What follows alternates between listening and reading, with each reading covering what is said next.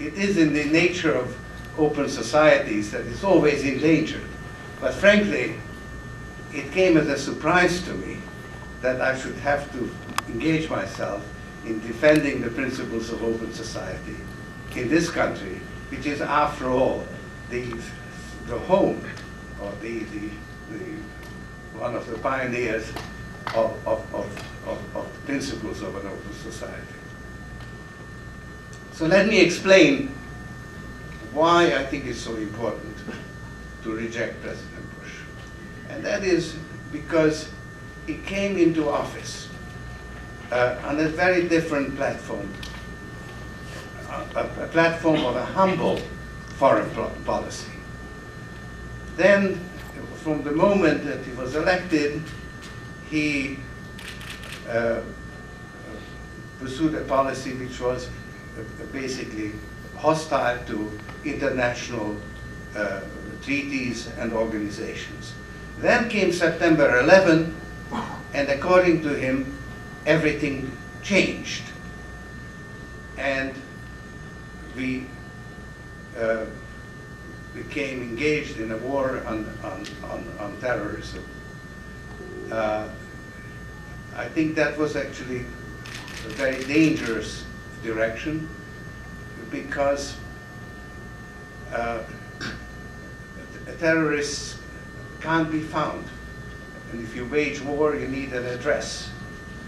We did have an address in Afghanistan, and we moved in, and that was very justified. Then we carried it too far when we went into Iraq. Now the new national security doctrine, the Bush doctrine, is based on two pillars. One is that the United States must maintain its unquestioned military superiority globally and in all regions of the world. And second, that we have the right for taking preemptive military action. Now, both these principles have some justification in themselves, or have some quite reasonable in themselves. But when you put them together, it really creates two classes of sovereignty. The sovereignty of the United States, which is sacrosanct, not subject to any international treaties or obligations, and the sovereignty of all of the rest of the world, which is subject to the preemptive action of the United States. So these two classes of sovereignties remind me of George Orwell's Animal Farm, where all animals are equal, but some animals are more equal than others. The underlying philosophy behind this Bush doctrine is a belief that international relations are relations of power, not law. That international law merely ratifies what power has wrought. Now, this is a dangerous, self-fulfilling prophecy, because if the most powerful nation adopts this view, then in fact this view prevails, because we are powerful enough to impose it on the world. I think this view is profoundly un-American. This is not what this country stands for. It's not what has made this country great, has not made it as dominant as we are. That's not what our prosperity is based on. And it cannot possibly be accepted by the rest of the world. And this was proven in the case of Iraq, because nobody has a good word to say about Saddam Hussein, and because I think we all rejoice that he's gone.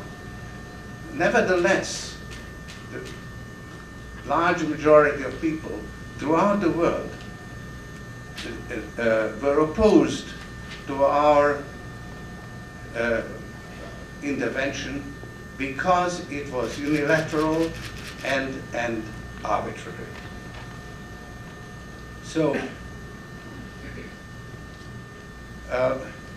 if we now re-elect President Bush, we endorse the Bush doctrine, and we have to take the consequences, which is that the rest of the world will regard us with suspicion,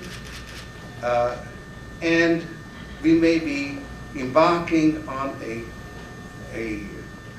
vicious circle of violence and perhaps a permanent state of war, because terrorists are invisible, therefore they'll never go away, and we may just have this war president forever. So, however, if we reject the doctrine, then we can write off this episode as a temporary aberration due to a really serious trauma that we have suffered when we were attacked. And there have been previous occasions when we suffered such traumas, and we reacted temporarily in an excessive way, but then we corrected it. And then we can resume our role in the world as a powerful but peace-loving nation. So I regard the next elections as a referendum on the Bush doctrine and on our intervention in Iraq. And I think that if the nation will take that position, then I think that President Bush will in fact be rejected, because he went into Iraq on false pretenses. Weapons of mass destruction, which couldn't be found, and a connection with Al-Qaeda, which couldn't be substantiated. When these arguments failed, we are now claiming that we went in there to liberate Iraq. And that is the argument that upsets me personally very much, because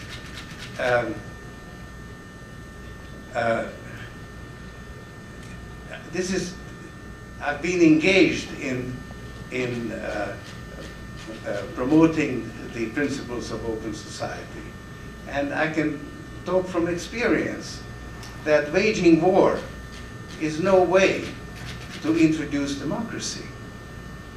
Now, it worked in the case of Germany and Japan, but we didn't invade those countries to liberate them. They attacked us, we defeated them, and afterwards, very successfully, we introduced a democracy. That works, but to proselytize by military action it's a quaint idea. And to do it in Iraq, I mean, that's the last country that I would choose to do it. So the results are clearly counterproductive. Even if you judge it by the standards or the aims of the Bush administration itself, which is to assert our supremacy in the world and to project power, the invasion in Iraq has been a dismal failure, because our troops have been trained, our army has been prepared to project power, not to act as an occupying force. And being bogged down in Iraq, we are now much less able to project our power. I mean, we are not going to spend another $160 billion and sacrifice another 500 lives to, let's say, remove another heinous dictator. So this, by their own standards, this was counterproductive.